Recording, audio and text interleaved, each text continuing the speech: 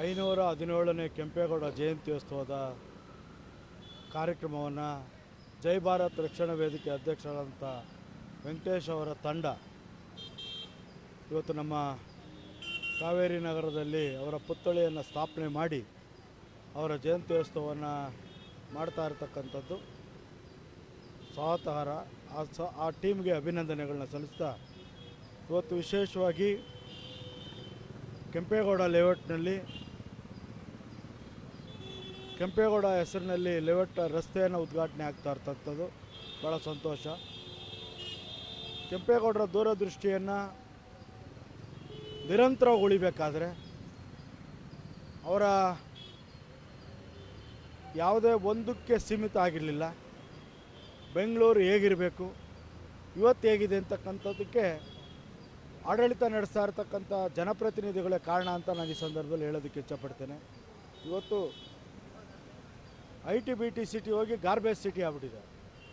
Garbage city ಆಗೋದಕ್ಕೆ ಕಾರಣ ಆಡಳಿತ ನಡೆಸ್ತಾ ಇರ್ತಕ್ಕಂಥ ಜನಪ್ರತಿನಿಧಿಗಳು ಅಂತ ನಾನು ಈ ಸಂದರ್ಭದಲ್ಲಿ ಭಾವಿಸ್ತೀನಿ. ಯಾಕೆಂದರೆ ಇವತ್ತು ಒಬ್ಬ ಮಹಾನ್ ಪುರುಷ ಕೆಂಪೇಗೌಡರ ದೂರದೃಷ್ಟಿ ಹೇಗಿತ್ತು ಅಂತ ಹೇಳಿದ್ರೆ, ಸರ್ವೇ ಜನ ಸುಖಿನೋ ಭವಂತು ಅಂದರೆ ಎಲ್ಲ ಜನಾಂಗನೂ ನೆಮ್ಮದಿಯಾಗಿ ಬೆಂಗಳೂರಿನಲ್ಲಿ ಬದುಕಬೇಕು, ಬಾಳಬೇಕು, ಕೆರೆ ಕಟ್ಟೆಗಳನ್ನು ಕಟ್ಟಬೇಕು, ಹಸಿರು ವನವನ್ನು ನೋಡಬೇಕು ಅಂತ ಭಾಳ ಚಿಂತನೆ ಇದ್ದಂಥ ವ್ಯಕ್ತಿ. ಅಂಥ ಮಹಾನ್ ಪುರುಷನ ಜಯಂತ್ಯೋತ್ಸವ ಸರಳವಾಗಿ ಆಚರಣೆ ಆಗ್ತಾ ಇರ್ತದ್ದು ಬೆಂಗಳೂರಲ್ಲಿ ಒಂದು ನಾಗರಿಕರಿಗೆ ಬೇಸರ ತಂದಿದೆ ಅಂತ ನಾನು ಈ ಸಂದರ್ಭದಲ್ಲಿ ಹೇಳ್ತೀನಿ.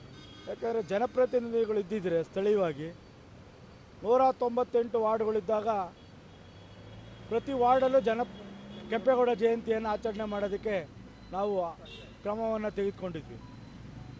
ಆ ಕೆಂಪೇಗೌಡ ಜಯಂತಿಯನ್ನು ಅರ್ಥಪೂರ್ಣವಾಗಿ ಸಮಾಜ ಸೇವೆಯಲ್ಲಾಗಲಿ, ಡಾಕ್ಟ್ರಲ್ಲಾಗಲಿ, ಇಂಜಿನಿಯರಿಂಗರಾಗಲಿ, ಮಿಲ್ಟ್ರಿಲಾಗಲಿ, ಅನೇಕ ಸೇವೆ ಮಾಡಿದಂಥ ಕ್ರೀಡಾಪಟುಗಳಲ್ಲಾಗಲಿ ಗುರುತಿಸಿದಂಥ ಸಮಾಜ ಸೇವಕರನ್ನ ಸ್ಥಳೀಯವಾಗಿ ಕೆಂಪೇಗೌಡ ಪ್ರಶಸ್ತಿಯನ್ನು ಕೊಡ್ತಾಯಿದ್ವಿ.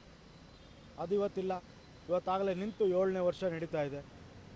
ಇವೆಲ್ಲ ನೋಡಿದ್ರೆ ಕೆಂಪೇಗೌಡರನ್ನ ಎಲ್ಲೋ ಮರೆಯುವಂಥ ಸ್ಥಿತಿಗೆ ಇವತ್ತಿನ ರಾಜಕಾರಣ ತೆಗೆದುಕೊಂಡು ಹೋಗ್ತಾ ಇದ್ದಾರೆ. ಅದು ಆಗಬಾರ್ದು ಅನ್ನೋದೇಳಿ ಆಗಬಾರ್ದು ಅಂತ ನಾನು 517ನೇ ವರ್ಷದ ಕೆಂಪೇಗೌಡ ಜಯಂತಿಯ ಸಂದರ್ಭದಲ್ಲಿ ನಾನು ಸರ್ಕಾರಕ್ಕೆ, ಜನಪ್ರತಿನಿಧಿಗಳಿಗೆ, ಬೆಂಗಳೂರಿನ ಒಬ್ಬ ನಾಗರಿಕನಾಗಿ ನಾನು ಆಗ್ರಹ ಪಡಿಸ್ತಾ ಇದ್ದೀನಿ. ಇವತ್ತು ಕೆಂಪೇಗೌಡರು ಎಲ್ಲ ಆಯ್ಕೆಯಾಗಿದ್ರು ಅನ್ನೋದು ಇಲ್ಲಿವರೆಗೆ ಯಾರೂ ಪತ್ತೆ ಹಚ್ಚಕ್ಕಾಗಿರಲಿಲ್ಲ. ಈ ಪದ್ಮನಾಭನಗರ ಕ್ಷೇತ್ರದ ಪಕ್ಷಾತೀತವಾಗಿ ನನ್ನ ಜೊತೆಲಿ 2 ತಿಂಗಳ ಕಾಲ ಪಕ್ಷಾತೀತವಾಗಿ ಸನ್ಮಾನ್ಯ ಅಶೋಕ್ ಅವರಿಂದ ಹಿಡಿದು ಸನ್ಮಾನ್ಯ ದೇವೇಗೌಡರಿಂದ ಹಿಡಿದು ಎಲ್ಲ ಜನಪ್ರತಿನಿಧಿಗಳನ್ನ, ಎಲ್ಲ ಸಾಹಿತಿಗಳನ್ನ, ಎಲ್ಲ ಸ್ವಾಮೀಜಿಗಳನ್ನ ಕೆಂಪಾಪುರಕ್ಕೆ ಕರ್ಕೊಂಡು ಹೋಗಿ ಒಂದು ಸರ್ಕಾರದ ಮೇಲೆ ಒತ್ತಡವನ್ನು ತಂದು ಅಂದಿನ ಮುಖ್ಯಮಂತ್ರಿಗಳಾಗಿದ್ದಂಥ ಸನ್ಮಾನ್ಯ ಸಿದ್ದರಾಮಯ್ಯನವರ ಗಮನವನ್ನು ಸೆಳೆದು ಕೆಂಪೇಗೌಡರ ಪ್ರಾಧಿಕಾರವನ್ನು ಮಾಡಿದ್ವಿ. ಪ್ರಾಧಿಕಾರದ ಮಾಡಿದ್ಮೇಲೆ ಇವತ್ತೆಲ್ಲೂ ಸಹಿತ ಆ ಪ್ರಾಧಿಕಾರದ ವತಿಯಿಂದ ಕೆಲಸ ಇನ್ನೂ ಪ್ರಾರಂಭ ಆಗಿಲ್ಲ. ಬೆಂಗಳೂರು ಯೂನಿವರ್ಸಿಟಿಲಿ ಕೆಂಪೇಗೌಡರ ಅಧ್ಯಯನ ಪೀಠಕ್ಕೆ ಒಂದು ಭವನಕ್ಕೆ 2 ಎಕರೆ ಜಾಗವನ್ನು ಕೊಟ್ಟಿದ್ದಂಥ ಕೀರ್ತಿ ಏನಾದರೂ ಸಲ್ಲಬೇಕಾದ್ರೆ ಅದು ಪದ್ಮನಾಭನಗರದ ನಾಗರಿಕರಿಗೆ ಸಲ್ಲುತ್ತೆ. ನಮ್ಮ ಹೋರಾಟ ಸನ್ಮಾನ್ಯ ಅಶೋಕ್ ಅವರ ನೇತೃತ್ವ, ಅವರು ತಂಡವನ್ನು ಎಲ್ಲ BJP ನಿಯೋಗವನ್ನು ಕರ್ಕೊಂಬಂದಿರೋ ಶಾಸಕರನ್ನ ಇಂಥ ಒಂದು ಕಾರ್ಯವನ್ನು ಏನಾದರೂ ಮಾಡಿದೆ ಅಂದರೆ ಅದು ಪದ್ಮನಾಭನಗರದ ಕ್ಷೇತ್ರದ ಜನತೆ. ಇದನ್ನು ಉಳಿಬೇಕಾದ್ರೆ ಕೆಂಪೇಗೌಡರು ಕನಸು ನನಸಾಗಬೇಕಾದ್ರೆ ಇವತ್ತು ಜೋಡಿ ರಸ್ತೆ ಉದ್ಘಾಟನೆ ಆದರೆ ಸಾಲದು. ಅಲ್ಲಿ 10 ಎಕರೆ ಜಾಗವನ್ನು ಕೆಂಪೇಗೌಡರ ಭವನವನ್ನು ಒಂದು ಪ್ರವಾಸಿ ತಾಣಕ್ಕೆ ಒಂದು ನೀಲಿನಕ್ಷೆಯನ್ನು ನಾವು ಬೆಂಗಳೂರು ಯೂನಿವರ್ಸಿಟಿಯಿಂದ ನಾವು ಪ್ರಪೋಸಲನ್ನು ಕೊಟ್ಟಿದ್ದೀವಿ. ಅದು ಆದಷ್ಟು ಬೇಗ ಅದು ಕಾರ್ಯಗತ ಆಗಬೇಕು. 50 ಕೋಟಿ ರೂಪಾಯಿ ಇಟ್ಟಿರ್ತಕ್ಕಂಥ ಭವನ ಬೇಗ ನಿರ್ಮಾಣ ಆಗಬೇಕು ಅನ್ನೋದೇ ನನ್ನ ಒಂದು ಬಯಕೆ. ಏನು ಅವರು ಗಡಿಗೋಪುರ ಮಾಡಿ ನಿರ್ಮಾಣ ಮಾಡಿದ್ರು ಸರ್, ಅದನ್ನು ಮೀರಿ ಆ ಗಡಿಗೋಪುರ ದಾಗಿ ಬೆಳೀತಾ ಇದೆ ಬೆಂಗಳೂರು. ಕೆಂಪೇಗೌಡರ ಜಯಂತಿಲಿ ನಾವೆಲ್ಲ ಪಾಲಿಕೆಯಿಂದ 4 ಗಡಿಯಿಂದ ಜ್ಯೋತಿಯನ್ನು ತರ್ತಾ ಇದ್ವಿ. ಕೆಂಪೇಗೌಡರು ಆಯ್ಕೆ ಆದಂಥ ಸ್ಥಳದಿಂದ 5 ಜ್ಯೋತಿಯನ್ನು ತರುವಂಥ ವ್ಯವಸ್ಥೆಯನ್ನು ನಾವು ಮಾಡಿದ್ದೀವಿ.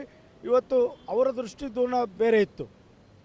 ಬರೀ ಕೆಂಪೇಗೌಡರದು ಕೋಟೆ ಇಲ್ಲಿಗೆ ಸಾಲದು, ಬೆಂಗಳೂರು ಇಲ್ಲಿಗೆ ಸಾಲದು, ಬೆಳಿಬೇಕು ಅನ್ನೋದು ಚಿಂತನೆ ಇತ್ತು. ಅವರ ಚಿಂತೆಗೆ ಬೆಳೆದಿದೆ. ಅದರ ಮೂಲಭೂತ ಸೌಕರ್ಯ ಕೊಡೋದ್ರಲ್ಲಿ ಜನಪ್ರತಿನಿಧಿಗಳು ಹೇಳಿದ್ವಿ. ಬೆಂಗಳೂರಿನ ನಿರ್ಮಾತ ಕೆಂಪೇಗೌಡರ 517ನೇ ಜಯಂತಿಯನ್ನು ನಾವು ಪದ್ಮನಾಭನಗರ ವಿಧಾನಸಭಾ ಕ್ಷೇತ್ರ ಕಾವೇರಿ ನಗರದಲ್ಲಿ ಜೈ ರಕ್ಷಣಾ ವೇದಿಕೆಯ ಆಶ್ರಯದಲ್ಲಿ ಭಾಳ ವಿಜೃಂಭಣೆಯಿಂದ ಆಚರಣೆಯನ್ನು ಮಾಡ್ತಾಯಿದ್ದೀವಿ. ಇವತ್ತು ಕೆಂಪೇಗೌಡರು ನಮಗೆಲ್ಲ ಆಧುನಿಕ ದರ್ಶನಿಕರು ಅಂದರೆ ತಪ್ಪಾಗಲಾರ್ದು. ಅವರು ನಿರ್ಮಾಣ ಮಾಡಿದಂಥ ಬೆಂಗಳೂರು ಮಹಾನಗರ ಇವತ್ತು ಇಡೀ ಪ್ರಪಂಚದಲ್ಲಿ ಅತಿ ದೊಡ್ಡ ಮತ್ತು ಅತಿ ಮುಂದುವರೆದಂಥ ಮಹಾನಗರ ಎಂದು ಇವತ್ತು ಹೆಸರನ್ನು ಬೆಂಗಳೂರು ಮಹಾನಗರ ಮಾಡಿದೆ. ಇವತ್ತು IT ಸಿಟಿ, ಸಿಲಿಕಾನ್ ವ್ಯಾಲಿ ಅಂತ ಕರೆಯಲ್ಪಟ್ಟಾಗಿದೆ. ಇದಕ್ಕೆಲ್ಲ ಕಾರಣಭೂತರಾದಂಥ ಶ್ರೀ ಕೆಂಪೇಗೌಡರವ್ರಿಗೆ ನಾವು ನಮನವನ್ನು ಮಾಡಬೇಕು.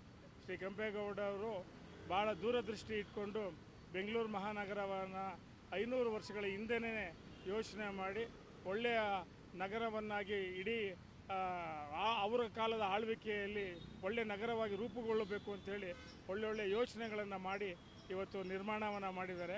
ಆ ಒಂದು ನಿರ್ಮಾಣ ಮಾಡಿದಂಥ ನಾವು ನಗರದಲ್ಲಿ ನಾವೆಲ್ಲ ಜನಿಸಿರೋದು ನಮ್ಮೆಲ್ಲ ಸೌಭಾಗ್ಯ ಅಂತ ಈ ಸಂದರ್ಭದಲ್ಲಿ ಹೇಳೋಕ್ಕೆ ಇಷ್ಟಪಡ್ತೀನಿ. ಮುಂದಿನ ದಿನಗಳಲ್ಲಿ ಇವಾಗಿನ ರಾಜಕಾರಣಿಗಳಿಗೆ ಹೋಲಿಸ್ಕೊಂಡ್ರೆ ಆ ಥರ ಆಧುನಿಕ ಕೆಂಪೇಗೌಡರು ಎಲ್ಲ ಕಡೆಯೂ ಊರಲ್ಲಿ ಜನಿಸಬೇಕು. ಇದು ನಮ್ಮ ಅನಿಸಿಕೆ ಅಂತ ಈ ಸಂದರ್ಭದಲ್ಲಿ ಹೇಳಕ್ಕೆ ಬರ್ತಾ, ಆಗ ನಗರ ಸಹ ಮತ್ತು ಅವರವರ ಜಾತಿಯ ಒಂದು ಆಡಳಿತದಲ್ಲಿ ಬಳೆಪೇಟೆ, ನಗರಪೇಟೆ, ಕಾಟನ್ ಪೇಟೆ ಈ ಥರ ಎಲ್ಲ ನಗರಗಳನ್ನು ನಿರ್ಮಾಣ ಮಾಡಿ ವ್ಯಾಪಾರಸ್ಥರಿಗೆ ಎಲ್ಲ ಸರಳವಾಗಿ ಬೆಂಗಳೂರು ಮಹಾನಗರ ಜನರು ವಾಸ ಮಾಡಬೇಕು ಅಂತೇಳಿ ಅವ್ರನ್ನ ಕನಸನ್ನು ಕಂಡಿದ್ದರು. ಅದು ಇವತ್ತೆಲ್ಲ ನೆನಸಾಗಿದೆ. ಯಾಕಂದರೆ ಇವತ್ತು ಬೆಂಗಳೂರು ಮಹಾನಗರ ಅಂದರೆ ವಿಶ್ವದಲ್ಲೇ ನಂಬರ್ 1 ನಗರ ಅಂಥೇಳಿ ಪ್ರಸಿದ್ಧವಾಗಿದೆ. ಇದೆಲ್ಲನೂ ಕೆಂಪೇಗೌಡರಿಗೆ ಸಲ್ಲಿಸಬೇಕು ಅಂತ ಹೇಳಿ ಈ ಸಂದರ್ಭದಲ್ಲಿ ನಾವೆಲ್ಲರೂ ಸೇರಿ ಇವತ್ತು ಕೆಂಪೇಗೌಡ ಜಯಂತಿಯನ್ನು ಆಚರಣೆ ಮಾಡಿದ್ದೀವಿ.